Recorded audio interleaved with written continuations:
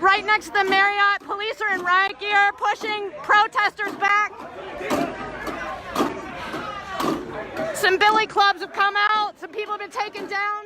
I'm with Mandi Wright, a photojournalist with the Detroit Free Press. Thanks for coming on to talk to us.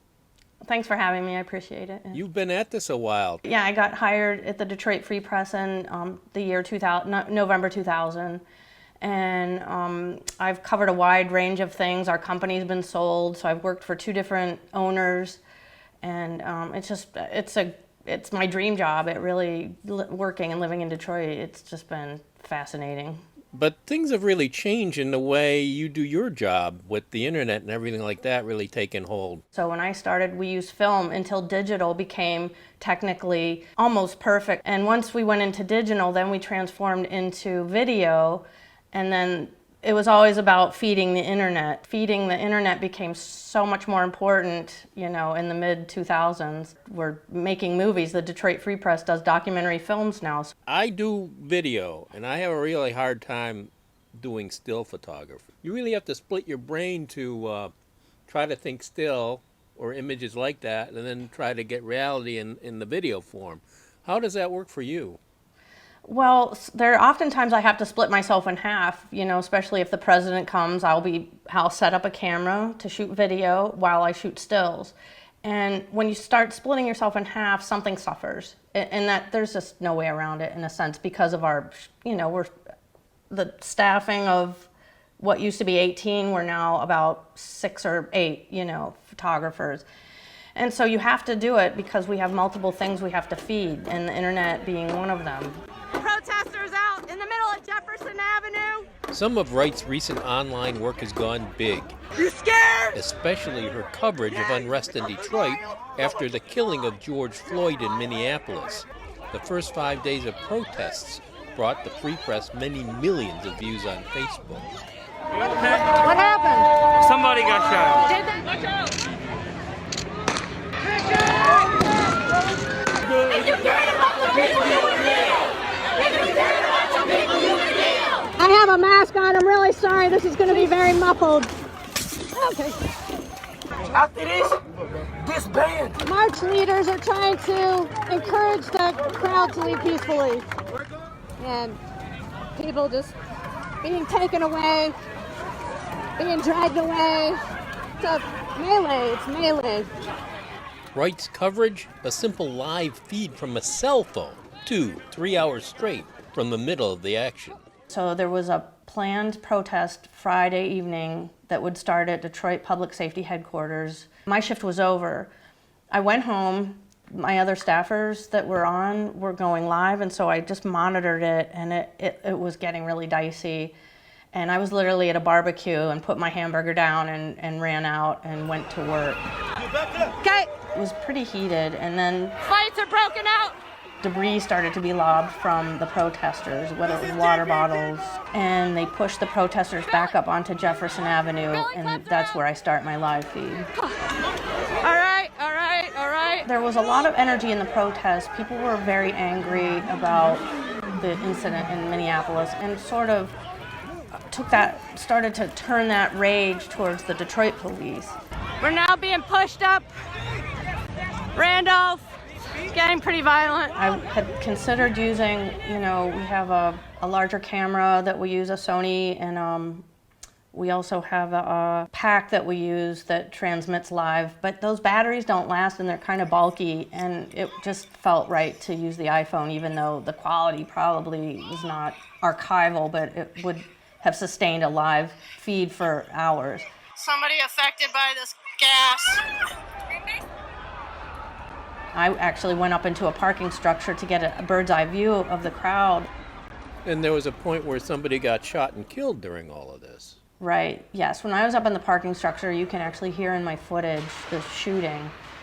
But there was also fireworks, like M80s and some things going off. So it was, for a minute, you know, wishful thinking was that it would just have been an M80 or something, but in retrospect, it was not. And then you see a crowd run from that, and I go down to the street level, and sure enough, and I saw blood on the ground. Young man was, you know, being loaded into an ambulance. The victim, not a protester, not harmed by police, an altercation, gunplay, and 2 young men to be charged with the killing. Protest day 2 would play out like day 1. More crowds and police in riot gear minus the homicide. There's a line of protesters making a human chain. Day 3, a Sunday, came with the curfew. Screaming, "Don't shoot!" But how would it be enforced? The crowd was determined to break the curfew, which was mandated for 8 o'clock by Mayor Duggan. The masses gathered again at police headquarters.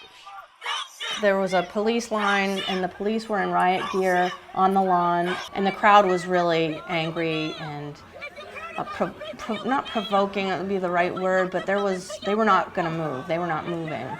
The woman approaching the police. All right, we got tear gas. And the police started a full frontal assault to get the protesters out into the street on 3rd Avenue. Protesters throwing things, and tear gas just coming right at us. It just turned into arrests, more arrests, and it was We're being arrested.